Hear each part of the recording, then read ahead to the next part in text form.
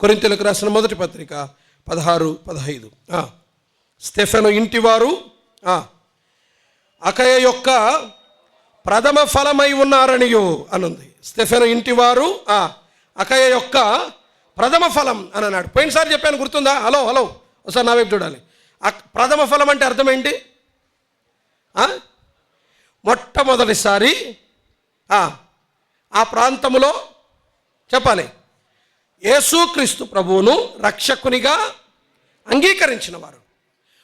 వారి కుటుంబముకి మాత్రమే సువార్త చెప్పలా, అకయా ప్రాంతములో ఉన్న వారందరికీ సువార్త ప్రకటిస్తే విశ్వసించింది ఎవరు? చెప్పాలి, విశ్వసించింది ఎవరు? స్టెఫెను ఇంటి వారందరూ. నెంబర్ 1, విశ్వాసములో వారి ఏకత్వం.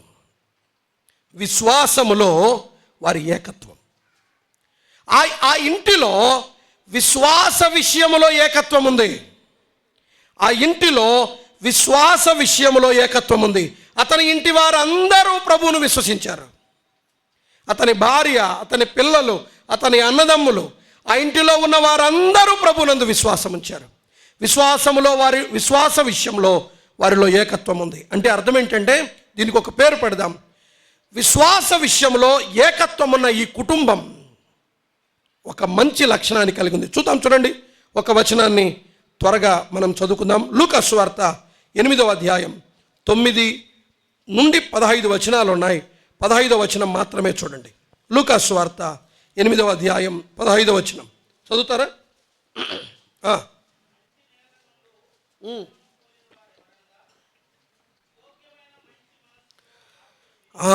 యోగ్యమైన మంచి మనస్సుతో అనే మాట.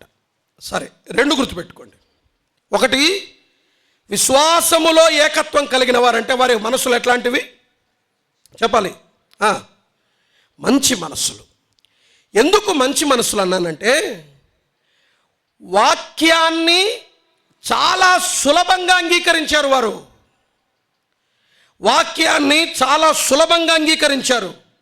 వాక్యం వారి యొద్దకు చేరింది. వాక్యాన్ని వారు ఏం చేశారు? అంగీకరించారు. యేసు ప్రభువును నమ్ముకునే విషయంలో వారికి ఉన్న ఏకత్వం, ఇంటి వారందరూ అంగీకరించడం ఎంత గొప్ప విషయం. ఆ ఇంటి వారి హృదయాలు యోగ్యమైన హృదయాలు, వాక్యాన్ని అంగీకరించే యోగ్యమైన హృదయాలు. వాక్యం వారి యొద్దకు వెళ్ళగా, వాక్యం వారిని సంధించగా, వాక్యం వారిని దర్శించగా, వాక్యం వారిని ప్రేరేపించగా, ఆ ఇంటిలో ఉన్న వారందరూ కూడా యేసుక్రీస్తునందు ఒకే దినాన బహుశా నమ్మారేమో తెలియదు, లేకపోతే దశల వారీగా నమ్మారో తెలియదు. కానీ ఒకటి వాస్తవం, పౌలుకు తెలిసేసరికి ఆ ఇంటి వారందరూ యేసుక్రీస్తునందు విశ్వాసం ఉంచారు. విశ్వాస విషయంలో ఆ కుటుంబానికి ఏముంది? ఏకత్వం ఉంది. Their oneness in their faith. విశ్వాస విషయంలో ఆ కుటుంబానికి ఏకత్వం ఉంది. అందరూ ఒకేసారి వాక్యాన్ని అంగీకరించారు. ఆ ఇంట్లో వాక్యం చెప్పడం సులభం, వాక్యం ఈజీగా వెళ్ళిపోతుంది, వాక్యం సులభంగా అంగీకరిస్తారు, వాక్యం సులభంగా అవలంబిస్తారు, వాక్యాన్ని సులభంగా ఆచరిస్తారు. వాక్యము దగ్గర, వాక్యాన్ని అంగీకరించే దగ్గర వారి మనస్సులు యోగ్యమైనవి. ప్రియులరా, వారి మనస్సులు యోగ్యమైనవి. నేను ఇలా చెప్తాను, యోగ్యమైన మనసులు అంటే అర్థం ఏంటో తెలుసా? ఊరికే రాలా ఆ పేరు. వాక్యాన్ని అంగీకరించే దగ్గర చాలా సవాళ్ళు ఉన్నాయి. వారు అంత ఈజీగా వాక్యాన్ని అంగీకరించలా, వారు చాలా సవాళ్ళను ఫేస్ చేశారు. వాక్యం మన దగ్గరికి వచ్చినప్పుడు, వాక్యం మనల్ని సంధించినప్పుడు, వాక్యం మనల్ని దర్శించినప్పుడు కొన్నిటిని ఓవర్కమ్ చేయాలి మనం. ఈ లూకా సువార్త 8వ అధ్యాయం ఆ సమాచారాన్ని చెప్తుంది. చూడండి, ఒక్కొక్క వచనాన్ని చదువుకుంటూ వద్దాం. లూకా సువార్త 8వ అధ్యాయం. విశ్వాస విషయంలో వారి ఏకత్వాన్ని చూస్తాం. వారు ప్రభువును కలిసి అంగీకరించారు అని 8వ అధ్యాయం నేను ఒక్కొక్క వచనాన్ని చదువుతాను. వాక్యం వినాలి, వాక్యం అందరి దగ్గరికి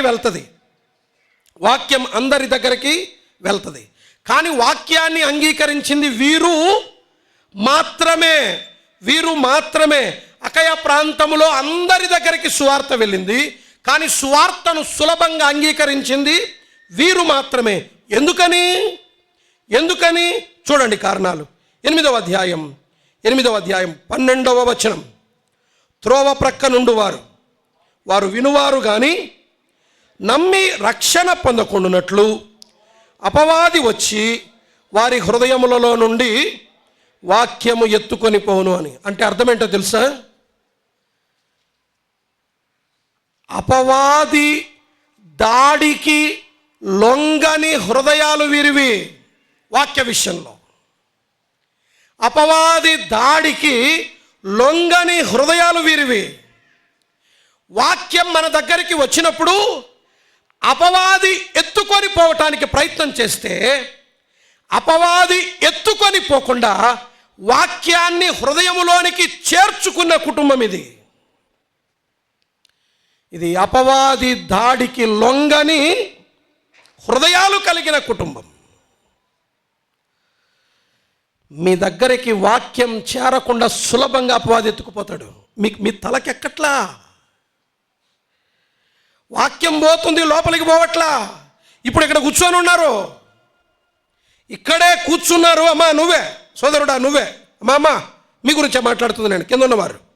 వాక్యం వెళ్తుంది కానీ హృదయాలను చేరట్లా. ఎవరు ఎత్తుకుపోతున్నారు?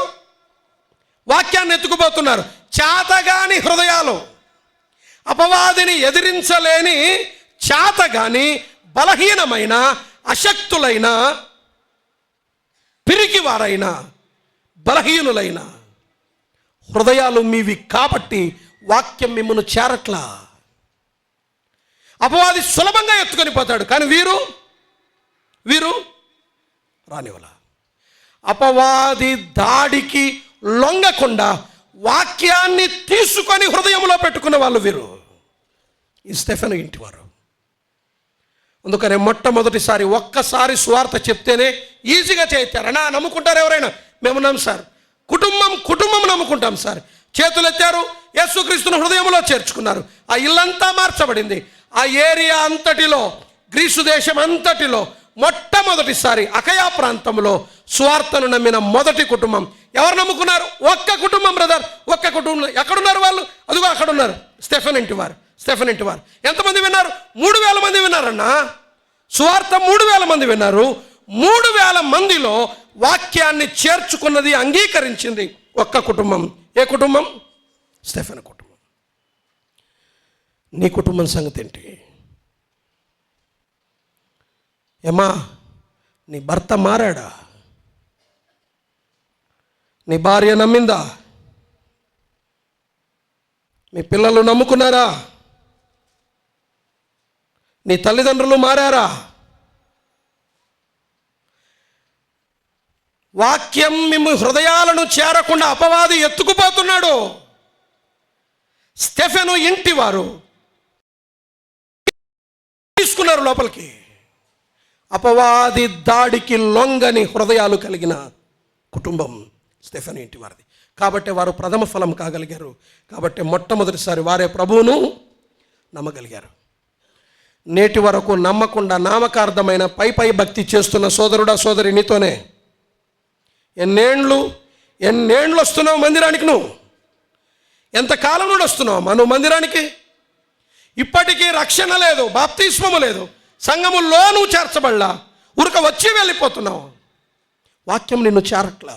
అపవాది సులభంగా ఎత్తుకుపోతున్నాడు.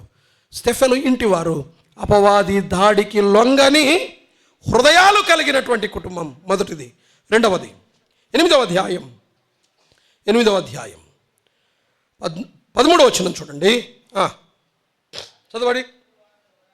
రాతి నేల నుండి వారు ఎవరనగా విన్నప్పుడు తలకాయలు ఊపుకుంటా నవ్వుకుంటా వింటుంటారు వీళ్ళు. రైట్, సంతోషంగా వింటారు. వారికి వేరు లేనందున కొంచెము కాలము నమ్మి శోధన కాలమున తొలగిపోదురు. ఎవరు వేరు? చెప్పేటప్పుడు అబ్బా ఏం చెప్పే సార్, అసలు గుండె గుండె పగిలిపోయి సార్ నాకు. నేను ఇంకా ఆ రోజు అనుకున్నాను నేను యేసుప్రభు విడిచిపెట్టకూడదని. 3 రోజులు ఒక శ్రమ ఒక సమస్య, ఎతిపై బండి పోట్మని ఏమైందంటే పడిపోతుంది సార్. మరి శ్రమ అట్లా వచ్చే మరి ఏం చేద్దాం, పడిపోతుంది. ఈజీగా చాలా సులభంగా ఇది ఒక 3 వారాలు వీళ్ళని పట్టలేరు, 3 వారాలు రమ్మని ముందుకు ఇగ్గినా ముందుకు రారు. కొంచెము కాలం. స్టెఫెన్ ఇంటి వారు అలా కాదు. శోధనను శ్రమనకు లొంగని కుటుంబం, అపవాది దాడికి లొంగని హృదయాలు కలిగిన కుటుంబం స్టెఫెన్ ఇల్లు. రెండవది శ్రమలకు శోధనలకు లొంగని కుటుంబం. శ్రమలు వచ్చిన వాక్యాన్ని విడిచిపెట్టలేదు వీరు, శోధన వచ్చిన వాక్యాన్ని విడిచిపెట్టలేదు వీరు. వాక్యము పని చేయకుండా, వాక్యం మన హృదయాలలో కార్యము జరిగించకుండా ఒక శోధన ఒక శ్రమ నిన్ను పాడు చేస్తుంది. వీళ్ళు శోధనలకు శ్రమలకు లొంగే కుటుంబం కాదు ఇది. శ్రమలకు శోధనలకు లొంగని హృదయాలు కలిగిన కుటుంబం. ఎవరు? స్టెఫెన్ కుటుంబం. ఎంత అద్భుతమైన కుటుంబం. అపవాది దాడికి లొంగరు, వాక్యాన్ని తీసుకుంటారు. వాక్యమే ముఖ్యం. శ్రమలకు శోధనలకు లొంగరు, వాక్యమే ముఖ్యం. వాక్యమే ముఖ్యం. వాక్యాన్ని అంత ఈజీగా వదిలిపెట్టరు. సువార్త దొరికింది, లోపలికి తీసుకొని గుండెల్లో పెట్టుకున్నారు, మేము ప్రభువును విడిచిపెట్టమని. వీరు శ్రమలకు శోధనలకు లొంగని హృదయాలు కలిగిన కుటుంబం. మూడవది 8వ అధ్యాయం 14వ వచనం. 8:14. ముండ్ల పొదలలో పడిన విత్తనమును పోలిన వారు ఎవరనగా విని కాలము గడిచిన కొలది. వీళ్ళు కొద్ది కాలం ఉంటారు. కాలం గడిచిన కొలది అంటే వీళ్ళు అది 3 వారాలు బొమ్మలు అవన్నీ ఏవి శ్రమ వీళ్ళు 3 వారాలు కాదు, వీళ్ళు 3 నెలలు ఉంటారు. చూడండి, విని విచారముల చేతను ధనభోగముల చేతను అణిచివేయబడి పరిపక్వముగా ఫలింపని వారు. వీరు ఇంకా వచ్చా నిలబడ తుముకు పనిపడిపోయింటారు. అంటే ఫలానికి వచ్చినట్టుంటుంది, కంప్లీట్ కాదు, ఎగిరిపోయింటుంది అప్పుడే.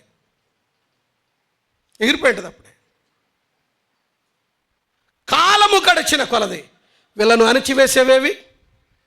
ఐహిక విచారాలు, ధనభోగాలు, ఈ జీవన వ్యాపారం. డబ్బును చూస్తే చాలు, లగ్జరీ లైఫ్ను చూస్తే చాలు. ఇలా చెప్పనివ్వండి, ఐహిక విచారాలకు లోకానికి లొంగని హృదయాలు కలిగిన కుటుంబం. అపవాది దాడికి లొంగని హృదయము కలిగిన కుటుంబం అది. శ్రమలకు శోధనలకు లొంగని హృదయాలు కలిగిన కుటుంబం మాత్రమే కాదు, చెప్పండి, లోకానికి ఐహిక విచారాలకు లొంగని కుటుంబం. వినాలి. ఈ 3టిని ఎదిరించి వాక్యాన్ని లోపలికి తీసుకున్నారు. కాబట్టి వారు మొదటి ప్రథమ ఫలం కాగలిగారు. ఒకరు కాదు ఇంటి వారందరూ వారి దగ్గర, ఆ ఇంటి వారి దగ్గర డబ్బు పనిచేయదు, ఆ ఇంటి వారి దగ్గర శ్రమలు పనిచేయవు, ఆ ఇంటి వారిని శోధన ఓడించదు, ఆ ఇంటి వారి మీద అపవాది దాడి పనిచేయదు. అక్కడ వాక్యము మాత్రమే పనిచేస్తుంది. ఆ ఇంటిలో వాక్యము మాత్రమే పనిచేస్తుంది. ఆ ఇంటి వారికి వాక్యమే ముఖ్యం. అపవాది ఓడిపోతాడు, శ్రమలు ఓడిపోతాయి, లోకం ఓడిపోతుంది, ధనం ఓడిపోతుంది. విశ్వాస విషయంలో వారందరూ ఒకే మాట మీద ఉంటారు. ఆ స్టెఫెన్ ఇంటి వారు. ఆ కొరింథీ సంఘం ఎంత ధన్యమైన సంఘం, ఇలాంటి కుటుంబాన్ని కలిగిన సంఘం. ఉన్నాయా మన కుటుంబాలు ఇలా? స్టెఫెను ఇంటివారు అకయ యొక్క ప్రథమ ఫలం. 3,000 మంది ఉన్నారన్న, ఒక్కడు నమ్ముకున్నాడు. ఒక్క కుటుంబం. ఊరికంటున్న మాట వరుసకి 3000 అని కాదు, 10,000 మందిలో ఒక్క కుటుంబం అపవాది శ్రమ, శోధన, లోకం, ధనం ఇవి అడ్డగించాయి సువార్త పని చేయకుండా, వాక్యము లోపలికి వెళ్ళకుండా. కానీ వాటన్నిటినీ అధిగమించి వాక్యాన్ని అంగీకరించి క్రీస్తు ప్రభువుని రక్షకునికి అంగీకరించిన కుటుంబం. ఒకరు కాదు, ఇద్దరు కాదు. తమ్ముడు నమ్ముకున్నాడు, అన్న నమ్ముకున్నాడు, చెల్లి నమ్ముకుంది, అక్క నమ్ముకుంది, ఆమె నమ్ముకుంది, ఆయన నమ్ముకున్నాడు, పిల్లలు నమ్ముకున్నారు, ఇంటి వారందరూ నమ్ముకున్నారు. విశ్వాస విషయంలో ఏకత్వం కలిగిన కుటుంబం. Their oneness in their faith.